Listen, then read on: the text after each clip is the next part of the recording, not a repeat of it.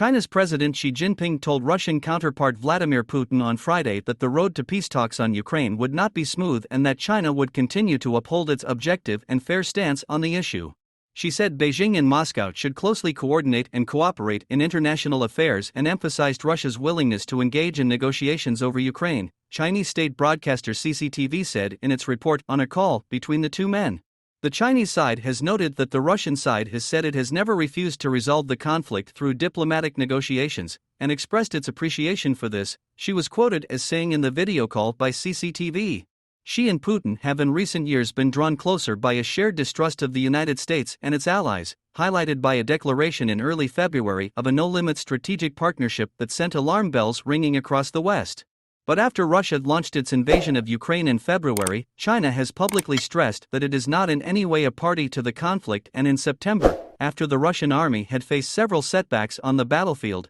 Putin publicly acknowledged that Xi had questions and concerns about the war. Putin said in comments on Russian television on Friday that he aimed to strengthen military cooperation with China, but there was no mention of military cooperation in the CCTV report of the call. The no-limits description of the Sino-Russian relationship has fallen out of favor in Beijing, at least publicly, as it seeks to avoid sanctions from the West over aiding Russia's war efforts. Xi, however, made clear on Friday the ideological affinity between Beijing and Moscow when it came to opposing what both view as the hegemonic US-led West. Facts have repeatedly proved that containment and suppression are unpopular, and sanctions and interference are doomed to failure, Xi told Putin. China is ready to work with Russia and all progressive forces around the world that oppose hegemonism and power politics, and firmly defend the sovereignty, security and development interests of both countries and international justice.